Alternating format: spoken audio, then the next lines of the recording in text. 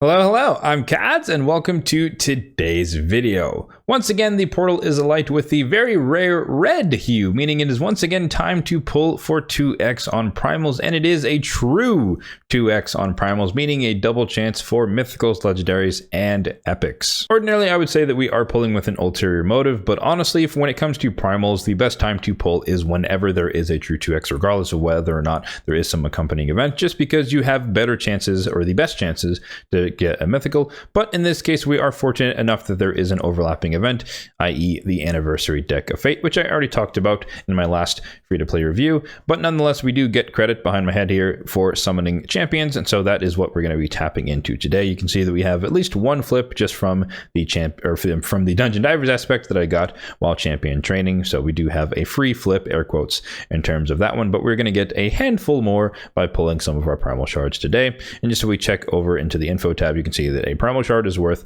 900 points, and we do have 20 primals to pull today, so we'll get somewhere around 19 pulls by the end of the session. Now, I already mentioned how many primals I have, but it is customary to go over all of the shard count on the account every time. So we have 738 on the Ancients. We are really waiting for the next 2x Ancients and or a guaranteed champion from Ancient Shards. That would be very nice because we're sitting on probably too many Ancient Shards at the moment.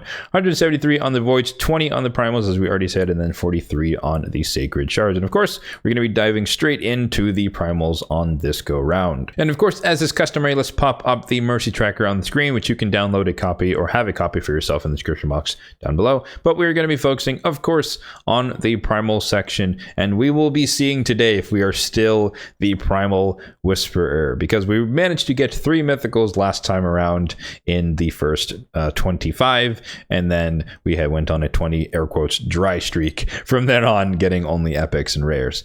But I usually don't show this part, but I do have my secret little nerd corner here at the bottom here where I do track when I get Void Legendaries, as well as I added it for Primals as well. So these are the 3 mythicals that I managed to get from there. But we actually have yet to get a Legendary at all from a Primal Shard, which is kind of odd because we pulled 45 last time, and it's a 1 in 50 shot. So the odds are good that we might see our first Legendary today, and who knows, maybe we'll also see another mythical if we maintained our strength from last time. Now, if I'm being truly honest with myself and you guys, I don't really want another mythical because at the moment I have like 4 mythical tomes. So even if I do get one, I literally can't use them in either form. I can't book one form of one mythical at this point. And I'm trying to save those for Lady Mikage whenever I get her, and even her I literally can't use. I can only use one form of her. So do I really want a mythical? No, gonna be honest with you. But if I do happen to get one, my eye has been set on Mezimel, believe it or not, which might be an unpopular take. I know a lot of people would probably pick Crixia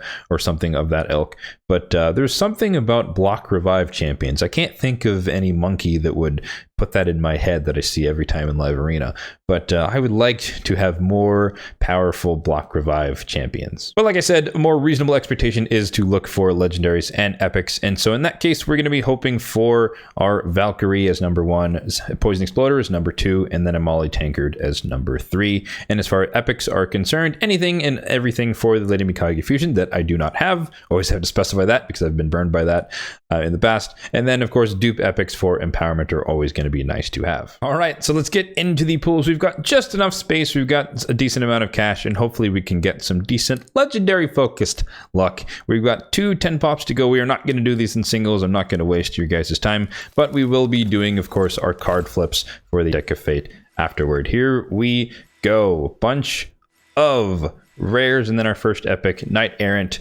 Not much to say about him. Corpse Collector, not much to say about her either. 3 epics so far, not bad. Bushy, one of the legendary. Oh, it's a Jag Bonesaw. Okay, well, at least we got our first legendary from a Primal Shard, so we are not on that dry streak. But yeah, really nothing amazing to say about any of these epics. And then Jag Bonesaw is a duplicate for me, so I guess that's 10% HP for orcs or something like that. I think he's an orc. Yeah, he's an orc. I've heard he hits okay, like he can hit pretty decently hard, but he's one of those champions who's very susceptible to polymorph. I'm trying to remember where it is. Yeah, this ability here, 4-turn cooldown. Before attacking, removes all buffs from all enemies. So essentially, if you do remove all the buffs and you get polymorphed, you don't even attack. So just keep that in mind for anyone who has an ability that reads that way. So in the polymorph meta, he's very, very dangerous to use in PvP. But again, I think he can hit relatively decently hard. Also, transferring debuffs to them could also trigger polymorph. So just one of those champions who's kind of dangerous and also kind of annoying because you might have to build him with accuracy if you want him to do stuff, which means you're sacrificing damage, etc., etc. So you guys know how that all works. So second 10 pop, here we go. Are we going to continue the streak of good epics? Vergis, solid ally protector. Nazana, another solid ally protector champion, although AoE on the A1, great for stun set potentially in the Cursed City. Duden, the Runic, good for the Cursed City as well, taunting and counterattacking. No mythical this time. Honestly, we deserve it. So we have lost our title. We've lost our mojo, folks. We are no longer the mythical whisperer. But yeah, Duden, the Runic, good taunt, counterattack, cleanses on the A1, very strong for the Cursed City. I didn't end up finishing building him last rotation, but he is in the queue for whenever the stage that required him comes back around. And then Taurus, a good setup champion for opposing exploders. So there you have it. You can no longer say content creator luck in the comment section, at least on this particular video. Mwahaha, you lose. Just kidding. So faction guardians, I do believe orcs. Oh, I forgot I had duplicate Tila. Okay, there we go. 10% attack. There we go. We'll take that. Another faction guardian, and 4 out of 10. And for anyone who's curious, the highest I have, I think, is 4 or 6. Yeah, maybe 6. 6 for the Knights Revenant. And I've been playing for over 3.5 years. So just, again, putting that in perspective, that my highest is 6, nowhere near 10 on any faction. And plenty of them are still at 0. So we'll take it. And, you know, we'll take, it's another addition. I don't think I got a bunch of epics to use for duplicates in this particular case, but maybe they'll be able to swap out some faction guardians and I'll be able to get some empowerment that way. So there we go. 19 flips is what we're going to get probably by the end of the day, because the champion training tournament is still going on and I still have some work to do on that one. I probably will end up with 20 flips at the end of the day. So for those who don't know from our last session on the Deck of Fate where I had a substantial amount of flips, the way I treat these now is kind of a bit of a more methodical, mathematical approach, meaning we break down the distribution of cards and averages over the course of the deck. So in this case, it's an 8x5, and I think most of the numbers here, whoops, there we go. Most of the numbers here are somewhat divisible by 5, so we're going to go in terms of the columns in this case. And so on average, there should be about 2 epics per column. There should be about 3 rares per column, and there should be about 3 commons per column. So we're going to act accordingly, act and react accordingly, assuming that is the case. And of course, it's not going to be a perfectly even distribution across the entire deck, but nonetheless, it's in a relatively informative way to approach it. So starting off here in the upper corner, epic. Okay, so once again, we assume that there are 2 epics per column, meaning that it is more strategic and a higher chance to get one if we switch columns. So we're going to switch columns and then we get a common. Okay, that's fine. So that's our first banner. I am hoping to get a good amount of reaction banners because they're all 6-star, which is pretty good, and we can re-roll them with Chaos Aura and see if we get something amazing. So same logic applies. The higher chances to find a common is in a different column. Okay, another one, same thing, different column. And no, back to the epics. Bummer. Okay, different column. Let's try to go back to one of the other ones. Let's see, is this one? Nope, that is a rare. Okay, we don't have a rare in any one of these columns, so you can try one of the first ones. Nope, back to common. Again, the highest chance of getting a common would be in a different column. Okay, and different column. There we go, 3 in a row. Sweet. Energy, Boss Champ. No, Chaos Aura. Hey, maybe that'll help re-roll one of these banners that we've gotten so far. So, all right, fresh start. Let's restart from one of the ones where we kind of know a little bit. So okay, there's a rare one here. We have a rare one here. So if we change columns, that doesn't have a rare. No, all right, common. 100 gems though. Oh, okay. I thought the gems were under an epic card, so that's pretty nice. 100 gems is a common. So common there.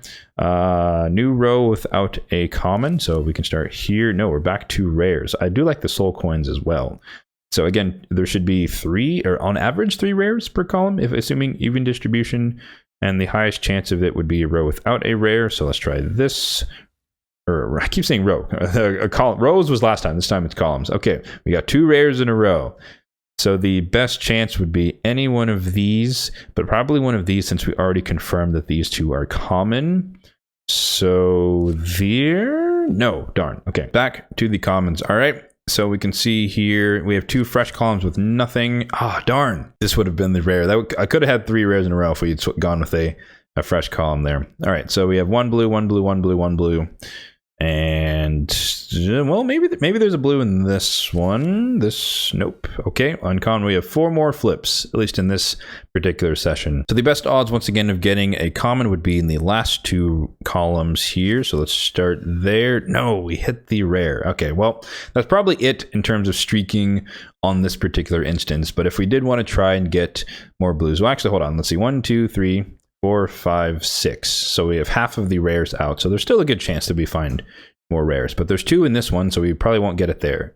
There's not one yet in this column, which gives me hope, okay, that we can find it there. And this is where it gets interesting, because this could be an epic or a rare, because there's none of those in this row. We'll take the chance. 3 rares. Let's go. Something juicy energy. More chaos ore. Okay, we'll take it. Hey, there you go, guys. The strategy can definitely work sometimes. Of course, it's not a guarantee, but it can inform your choices a little bit more. So last one here, doesn't really matter what we pick. New row, let's just hope for something good. Okay, common. There we go. Hey, I'm happy with that. We had 19 flips, probably 20 flips, and we were able to get 3 commons in a row and then 3 rares in a row. So there you have it, folks. The end of content creator luck. It is gone. We have lost it, and we are no longer the Mythical Whisperer. But nonetheless, we did manage to get our first legendary ever from a Primal shard, so that is a little bit exciting in the grand scheme of things. Once again, let me know in the comment section down below what you guys got from your Primal summons. I know I asked that in my free-to-play review, but nonetheless, if you're watching this one instead of that one, because typically people do tune in more to the shard pulls than all of the other types of content. I know, I see the analytics, I see you guys. But yeah, let me know what you got in the comment section down below. And as always, if you did enjoy the video, then be sure to hit that like button down below, and feel free to subscribe to the channel for more content just like this one in the future. Thanks for watching, and have a good one.